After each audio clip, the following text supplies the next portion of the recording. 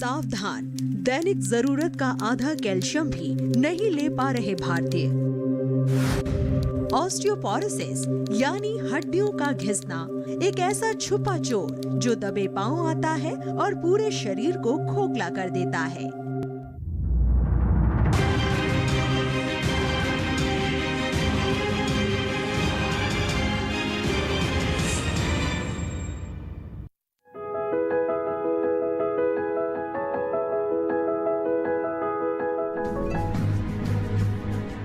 ये है हमारा शरीर। इस शरीर के अंगों को सुरक्षा की आवश्यकता होती है और सुरक्षा के लिए हमारी कोमल अंग कुछ कड़े अंगों की सुरक्षा में रहते हैं। हमारा शरीर लुंज पुंज ना हो जाए, इसलिए आवश्यकता होती है शरीर में हड्डियों की।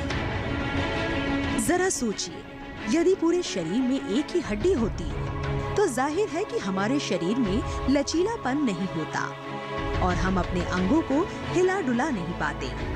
इसलिए शरीर में बहुत सी हड्डियां होती है जो आपस में एक दूसरे से जुड़ी होती है। इन्हीं हड्डियों के कमजोर पड़ जाने से दर्द होने लगता है और हम रोग के शिकार हो जाते हैं। कमर दर्द एक ऐसी बीमारी है कि हो जाए तो कोई आश्चर्य नहीं है, नहीं हो तो जरूर आश्चर्य की बात है, क्योंकि ये कहा जाता है कि प्रति व्यक्ति को जीवन में एक बार जरूर कमर का दर्द होता है। और ये स्वाभाविक इसलिए है कि जब हम चौपाए थे, बाकी जानवरों की तरह दोनों हाथ और दोनों पैर पे चलते थे, उस समय कमर दर्द नहीं हो सकता, क्योंकि कमर पूरी ऑलमोस्ट एक हॉरिजॉन्टल पोजीशन में स्ट्रेट रहती है। जब हमने दो पाए हो गए और हमने खड़े होकर चलना शुरू कर दिया तो उसमें कर्व्स आ गए, कि आपने देखा होगा आपकी नीचे की रीढ़ की हड्डी में आगे के लिए कर्व होता है, गर्दन में कर्व होता है, और पूरा लोड जिस तरह से हमारे शरीर का उसमें ट्रांसफ़र होके चूल्हे और कूल्हे के थ्रू ज़मीन पे जाता है, उसमें स्ट्रेन पड़ने की या उसके ऊपर दबाव पड़ने की संभावना बहुत बढ़ जाती है। अब आप सोचिए, अगर आप दोनों हाथ और दोनों पैर पे चलें तो आपकी कभी भी डिस्क वो डिजेनरेट नहीं हो सकती, कभी स्लिप डिस्क नहीं हो सकती। ये सब खड़े होकर चलने का ही नतीजा है। यदि कमर दर्द की बात करें तो ये कभी भी हो सकता है, लेकिन बढ़ती हुई उम्र में आशंका ज्यादा होती है। कमर दर्द दो तरह के हो सकते हैं। पहला, अचानक हुआ तेज दर्द यानी एक्यूट पेन, और दूसरा लंबे वक्त तक चलने वाला दर्द यानी क्रॉनिक पेन। अचानक होने वाला दर्द जहाँ ज्यादा वजन उठाने या गलत तरीके से उठने बैठने या किसी नस के खींचने से हो जाता है, लेकिन दूसरा दर्द लंबे समय तक रहता है और उसका पूरा और सही इलाज जरूरी है। ये समस्या पहले बूढ़े लोगों को होती थी, लेकिन अब युवाओं को भी होने लगी है। कारण साफ है, गलत लाइफस्टाइल और देर तक एक ही पोस्चर में बैठे रहना। सबसे ज़्यादा सामान्य रूप से जो पीठ का दर्द होता है वो गलत पोस्चर से होता है, या इस तरह की इंजरी से होता है कि आपने झुक के भारी वजन उठा लिया, उससे हो जाता है, या आपको एकदम झटका लग गया, आपने डाइव कर दिया हाइट से, स्विमिंग पूल में कर लिया कोई इस तरह की, या आप एकदम फिसल के गिरे और अचानक से आपकी कमर पीछे को या आगे को मुड़ गई, उसमें मोच आ गई। कमर में भी मोच आ सकती है, मांसपेशियों में मोच आ सकती है। गौरतलब है कि कमर की बनावट में हड्डियां, कार्टिलेज यानी डिस्क, जोड़, मांसपेशियां और नसें होती हैं। इनमें से किसी के भी विकारग्रस्त होते ही कमर दर्द हो सकता है। इसके शिकार पुरुषों से अधिक महिलाएं होती हैं। यदि कमर दर्द लंबे समय तक बना रहे तो रीढ़ की हड्डी में आर्थराइटिस का रूप ले सकता है, लेकिन बार बार यदि कोई इससे पीड़ित होता है तो यह आर्थराइटिस के साथ किडनी या अन्य अंगों से भी जुड़े रोगों की आशंका को भी बढ़ा देता है। इसके अलावा जब कमर के निचले हिस्से और टांगों में ज्यादा दर्द होने लगे तो ये साइटिका के लक्षण हो सकते हैं। साइटिका एक ऐसा दर्द है जिसमें कमर के निचले हिस्से और टांगों में बहुत ज्यादा दर्द होता है। ये सर्वाइकल स्पॉन्डिलोसिस और लंबर स्पॉन्डिलोसिस ये एज रिलेटेड प्रोसेस है। जैसे जैसे बाल सफ़ेद होते हैं ऐसे ऐसे हड्डियां भी घिसनी शुरू हो जाती हैं। ये आमतम नॉर्मल प्रोसेस है। इसको प्रिवेंट करने के लिए हमें पोस्चर अच्छा रखेंगे और एक्सरसाइज अच्छे से करेंगे। कमर की हमें एक्सरसाइजेज यूथ से ही, जवानी से ही करनी चाहिए ताकि हमारा बुढ़ापा ख़राब ना हो, जिससे हमारी मांसपेशियाँ इतनी स्ट्रॉन्ग हो कि जो हमारा चलने फिरने का जो भार है वो मांसपेशियों पे ज़्यादा जाए और हड्डियों पे कम से कम जाए, जिससे स्पॉन्डिलोसिस का जो वो धीरे हो, स्पॉन्डिलोसिस धीरे सेट हो और साथ में इसकी वजह से दर्द ना हो।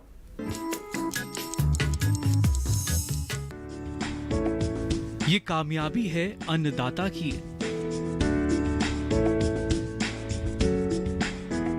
ये कहानी है खेत और खलिहानों की। कैसे करें अपने पशुओं की देखभाल, जानिए गांव-गांव के किसानों का हाल। देखिए गांव किसान, सोमवार से शुक्रवार दोपहर 12 बजे सिर्फ डीडी किसान पर।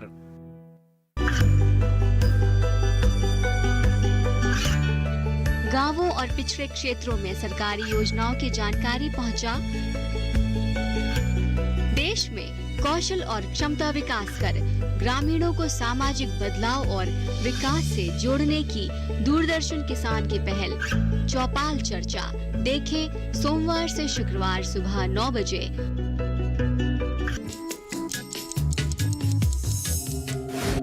कमर दर्द को लेकर औरतों के मन में कई भ्रांतियां होती है। कोई इसे कमजोरी की निशानी समझता है तो कोई इसे आम समस्या। आज पूरी दुनिया में कमर दर्द का सबसे बड़ा कारण है स्लिप डिस्क। आगे क्या होता है स्लिप डिस्क?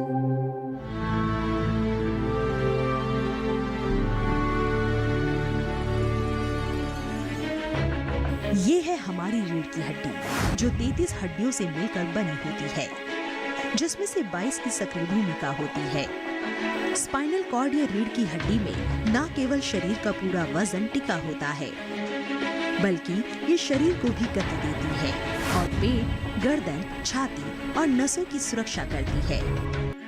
रीढ़ की हड्डी के अलावा हमारी कमर की बनावट में कार्टिलेज, डिस्क, जोड़, मांसपेशियां और लिगामेंट आदि शामिल होते हैं। इनकी गति में किसी तरह की बाधा होने से कमर दर्द की समस्या शुरू हो जाती है। स्पाइन कॉर्ड की हड्डियों के बीच कुशन जैसी एक मुलायम चीज होती है जिसे डिस्क कहा जाता है। ये डिस्क रबड़ की तरह होती है जो इन हड्डियों को जोड़ने के साथ साथ इन्हें लचीलापन भी प्रदान करती है। हमारा आगे पीछे दाएं बाएं घूमने से डिस्क का फैलाव होता है।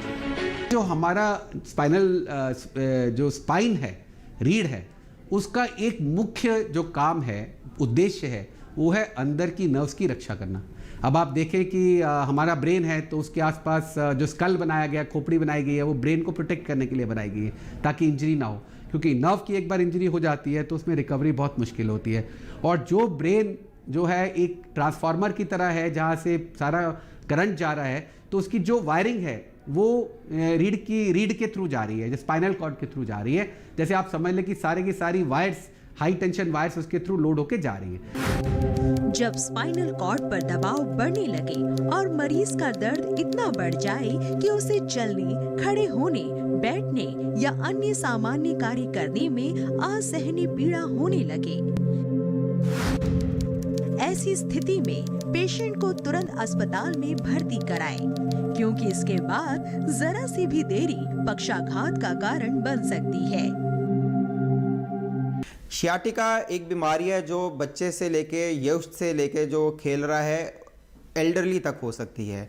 इसका कॉमनेस्ट कॉज है डिस्क प्रोलैप्स। अगर हमारा पोस्चर ठीक नहीं है, हम आगे झुक के हमने बहुत ज़्यादा वज़न उठा लिया या हम जिम कर रहे हैं जिससे हमें ज़्यादा वज़न उठा लिया, या जब ओल्ड एज में स्पॉन्डिलोसिस के बाद हम एकदम से झुक गए, इससे कई बार डिस्क प्रोलैप्स हो जाती है। डिस्क पीछे जाती है तो वो नसों पे दबाव डालती है। जब वो नसों पे दबाव डालती है तो उसकी वजह से दर्द एक असहनीय सा दर्द होता है जो कमर से लेके नीचे तक पैर तक, पीछे की थाई से जाते हुए, लेग से जाते हुए पैर के सोल तक जाता है, जिसको हम शियाटिका कॉमनली कहते हैं।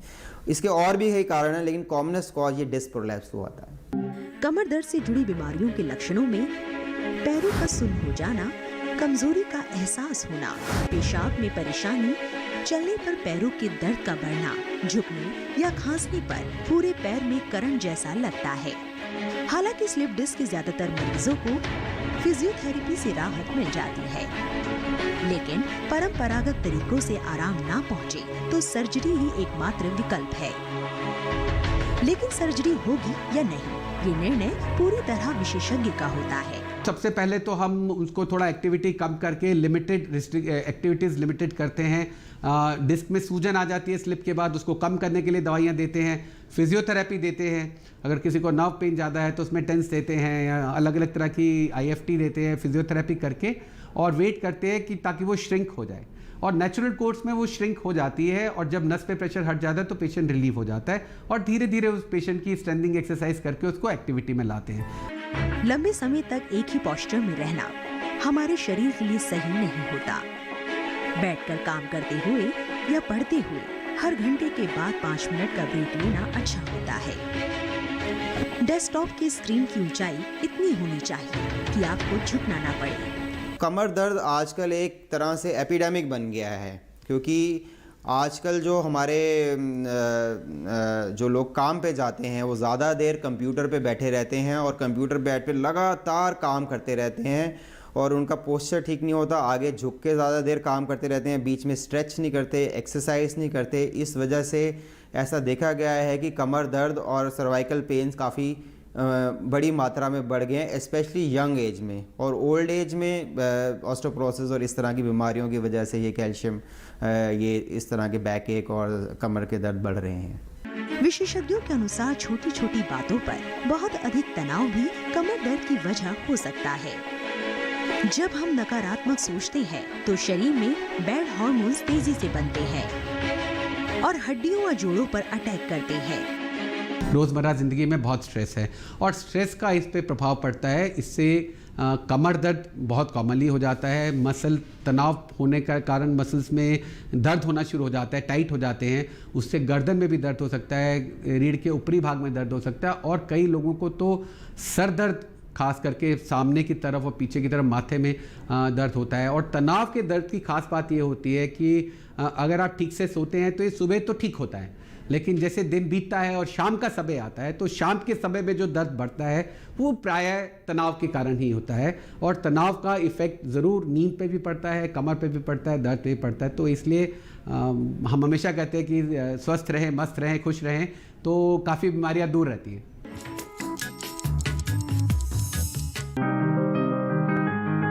बीमारियों से कैसे बचेगी फसल? मवेशियों की मुश्किलों का क्या है हल? कहां से लाएं बीज, कितनी लगेगी खाद? किसानों के हर फोन का विशेषज्ञ देंगे जवाब। देखिए हेलो किसान लाइव सोमवार से शुक्रवार शाम 6 बजे।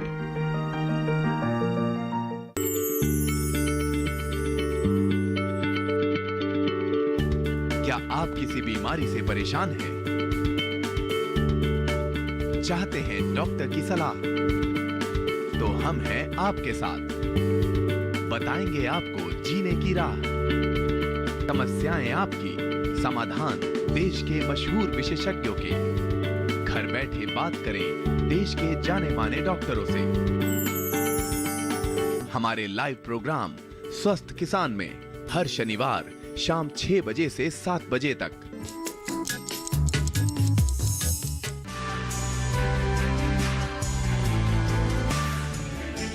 ऑस्टियोपोरोसिस हड्डियों की ऐसी बीमारी है जिसमें हल्का सा फर्श पर गिरने भर से ही हड्डियां टूट जाती हैं। इस बीमारी में कूल्हे, कलाई और रीढ़ की हड्डी टूटने का डर सबसे अधिक बना रहता है। आंकड़े बताते हैं कि पूरी दुनिया में हर 3 में से 1 महिला और हर 5 में से 1 पुरुष को ऑस्टियोपोरोसिस के कारण फ्रैक्चर होने का जोखिम बना रहता है। ऑस्टियोपोरोसिस, आर्थराइटिस दोनों अलग अलग बीमारियां। आर्थराइटिस हमारी एक झिल्ली होती है हर जोड़ में, और जिसको कहते हैं कार्टिलेज। जब कार्टिलेज खराब होनी शुरू हो जाती है उसको कहते हैं हम ऑस्टियोआर्थराइटिस, जो कि घुटने में आमतौर देखी जाती है, कूल्हे में आमतौर देखी जाती है। और ऑस्टियोपोरोसिस होता है बोन बैंक, हमारी जो बॉडी का बोन बैंक है वो कम होना स्टार्ट हो जाता है। जैकी मतलब बोन की डेंसिटी कम होनी स्टार्ट हो जाती है, बोन में से कैल्शियम और मिनरल कम होने स्टार्ट हो जाते हैं। ऑस्टियोपोरोसिस में आमतौर मरीज़ नॉर्मल होता है, जबकि ऑस्टियोआर्थराइटिस में मरीज़ को चलने फिरने में, उठने बैठने में दर्द होना स्टार्ट हो जाता है। गौरतलब है कि विश्व में हाइपरटेंशन और शुगर के बाद ऑस्टियोपोरोसिस तीसरी बड़ी बीमारी है। बता दें कि हड्डियां कैल्शियम, विटामिन डी और मिनरल्स की कमी के कारण सिकुड़ने लगती है। महिला और पुरुष में 35 साल के बाद हड्डियों का घनत्व 0.3 से 0.5% कम हो जाता है। देखिए, ऐसा है कि ओल्ड एज में तो धीरे धीरे हड्डियों में से कैल्शियम और मिनरल्स कम होने स्टार्ट हो जाते हैं, लेकिन यंग एज में भी जो लोग, क्योंकि हमारा जो डाइट है जो हमारी आजकल बच्चों में हमने देख रहे हैं कि ये बच्चे पिज़्ज़ा बर्गर में ज़्यादा इनका रुझान है और हेल्दी डाइट नहीं लेते हैं। आमतन एक इंसान को ग्रोइंग एज में, जैसे बच्चों को ग्रोइंग एज में 1300 से 1400 mg कैल्शियम की ज़रूरत होती है और ये करीब 1000 mg के करीब होती है जब हम अडल्ट होते हैं, जब हम 20 से 30 से 40 उम्र में होते हैं। तो हमारा जो कैल्शियम बैंक है ये सबसे ज़्यादा अराउंड 30 साल के आसपास में पीक करता है। तो अगर हमने पिछले कुछ सालों में अपने यूथ में अगर हमने कैल्शियम और डाइट अच्छे से नहीं ली है तो हमारा बोन डेंसिटी कम हो सकती है और बाकी दूसरी बीमारियां हैं जैसे पैराथायरॉयडिज्म हो गया, हाइपरथायरॉयडिज्म हो गया, ऐसी सिचुएशन में भी कई बार कैल्शियम की मात्रा कम हो सकती है। यूं तो ऑस्टियोपोरोसिस के कुछ खास लक्षण नहीं दिखाई देते, लेकिन जब अक्सर कोई मामूली सी चोट लग जाने पर भी फ्रैक्चर होने लगे तो ये ऑस्टियोपोरोसिस का बड़ा संकेत होता है। इस बीमारी में शरीर के जोड़ों में जैसे रीढ़, कलाई और हाथ की हड्डी में जल्दी से फ्रैक्चर हो जाता है। इसके अलावा बहुत जल्दी थक जाना, शरीर में बार बार दर्द होना, खासकर सुबह के वक्त कमर में दर्द होना भी इसके लक्षण होते हैं।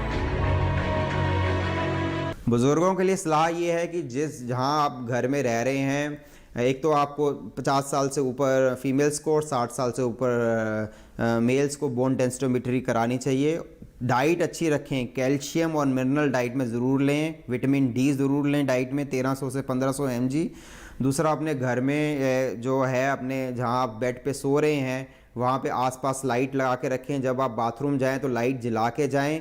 पैर अच्छे से कदम पे रखें। जो टाइल्स हैं अपने घर की इस तरह की बनाएं कि उसमें ज़्यादा फिसलन ना हो। कुछ रेल हो जिसको आप पकड़ के बाथरूम तक जाए। और बाथरूम में भी आप टॉयलेट सीट पे बैठते हैं तो उठने और बैठने के लिए भी कुछ साइड में कुछ हैंड रेल लगाएं जिससे आप पकड़ के उठें और एकदम से नहीं उठें, जिससे आप स्लिप ना करें और आपको फ्रैक्चर्स ना हों।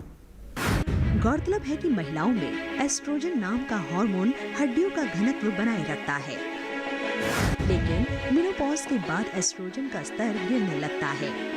शरीर में विटामिन डी और कैल्शियम की कमी के कारण समस्या बढ़ने लगती है। रीढ़ की हड्डी की बात करें उसमें कमजोरी तो मांसपेशियां कमजोर होने से या ऑस्टियोपोरोसिस से भी हो सकती है। हम जानते हैं कि स्त्रियों में जब मेनोपॉज होता है तो उनके शरीर से हार्मोन्स के इम्बैलेंस की वजह से बहुत ज़्यादा कैल्शियम निकल जाता है, हड्डियाँ बहुत कमज़ोर हो जाती हैं और आसानी से टूटने लग जाती हैं।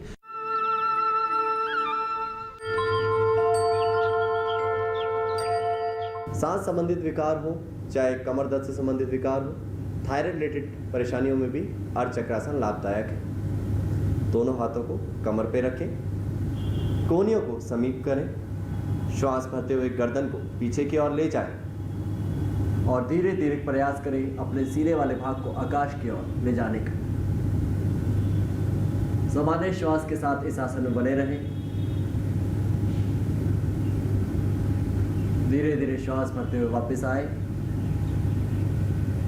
और धीरे से हाथों को वापस ले आए। अगला आसन कटी चक्रासन। धीरे से दोनों पैरों में कंधे जितना अंतर दें। दोनों हाथों को अगल बगल से सामने की ओर ले आए और धीरे धीरे शरीर को दाईं तरफ मोड़ें। इसमें शरीर का नाभि से ऊपर का भाग दाईं तरफ मुड़ेगा। ध्यान रहे कमर का निचला हिस्सा सीधा रहे। सामान्य श्वास के साथ इस स्थिति में बने रहे। यह आसन डायबिटीज के लिए लाभदायक है। धीरे धीरे वापस आए। यही अभ्यास विपरीत दिशा से। एक आसन यदि आप बाईं दिशा से करते हैं तो उसको दाहिनी दिशा से करना आवश्यक है। धीरे धीरे वापस आए। हाथों को वापस ले आए और पैरों को मिलाएं। पादहस्तासन मेरुदंड को लचीला करने के लिए और पाचन तंत्र के लिए बहुत लाभदायक आसन। तो पहले पादहस्तासन के लिए दोनों हाथों को सामने ऊपर की ओर उठाएं, शरीर को खींचें और श्वास छोड़ते हुए सीधी कमर के साथ नीचे जितना सहज हो हाथों को जमीन पर लगाएं। सर्वाइकल स्पॉन्डिलोलाइसिस वाले, लंबर स्पॉन्डिलोलाइसिस जिनको पीड़ा है वो ना करें। धीरे से हाथों को पंजों के पास ले आए और सिर वाले भाग को नीचे की ओर ले जाने का प्रयास करें। यदि जिनसे इतना ही हो पाए इतना करें। आवश्यकता नहीं है आप ज़्यादा जाने की कोशिश के लिए अपने पेट और कमर पे खिंचाव दें। श्वास भरते हुए वापस आए। धीरे धीरे हाथों को सीधी कमर के साथ वापस ले आए। अब हाथों को अगल बगल से वापस ले आए।